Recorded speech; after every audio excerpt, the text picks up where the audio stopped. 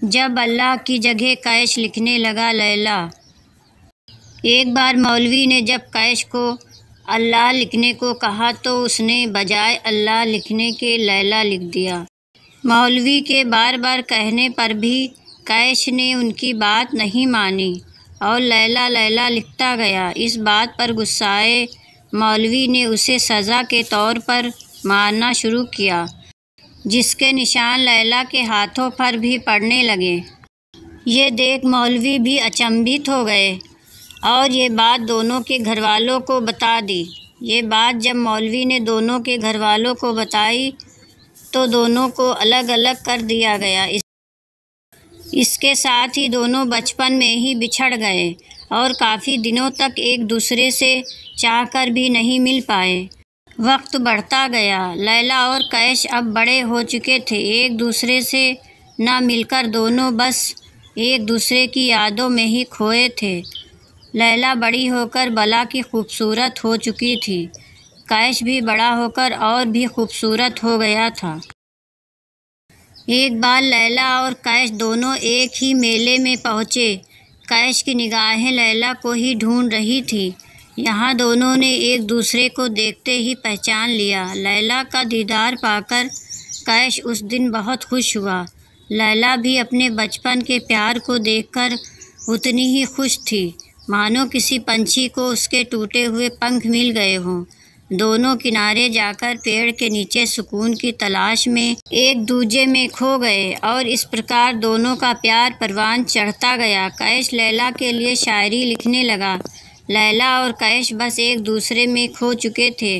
उन्हें न समाज की परवाह थी न अपने घरवालों की।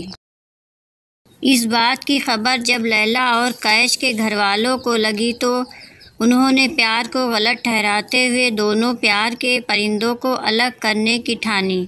लैला के घरवालों को कैश पसंद नहीं था।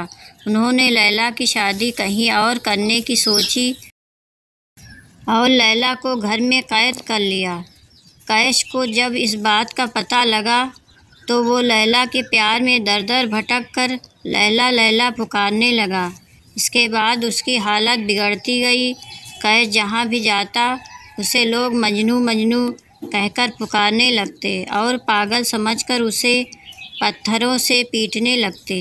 मजनू एक अरेबिक शब्द है जिसका मतलब होता है पागल। लैला और कैश की तमाम कोशिशों के बाद भी लैला के घरवालों ने उसकी शादी बख्त नाम के शख्स से करा दी। लैला की भले ही शादी हो चुकी हो लेकिन दिल से उसने मजनू को ही अपनाया था। लैला ने अपने शौहर को अपनाने से इनकार कर दिया और उससे ये बात साफ कह दी वो मजनू से प्यार करती है।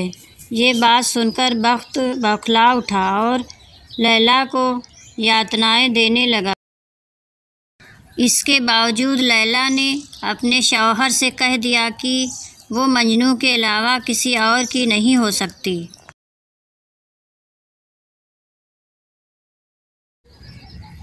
लैला की ऐसी हालत देखकर बख्त को भी ताजुब होने लगा कि ऐसा प्यार कोई किसी से कैसे कर सकता है। उसने लैला से कहा कि वो उसे तलाक दे देगा, बस एक बार वो मजनू से मिलना चाहता है। बख्त मजनू की खोज में निकल पड़ा। उसने लैला को भी अपने साथ ले लिया।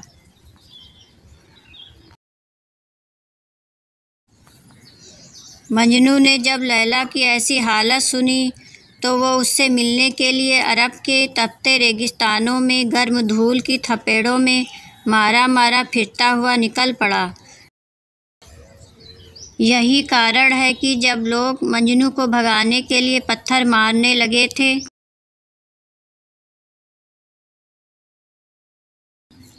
तो लैला ज़ख्मी हो रही थी। आखिरकार रेगिस्तान में वक्त को मजनू ज़ख्मी हालत में मिला। मजनू को देखकर लैला और तड़प उठी। यही वक्त ने उससे पूछा कि आखिर उसके पास ऐसा क्या है जो मेरे पास नहीं। इस बात पर मजनू ने जवाब दिया, लैला का प्यार, उसकी चाहत। वक्त की आंखों में मजनू के खून की प्यास थी। मजनू की बातें वक्त को बुरी तरह से चुभ गई और उसने तलवार निकालकर मजनू के सीने में खोप दी। मजनू के घायल होने पर लैला भी बेसुध हो गई।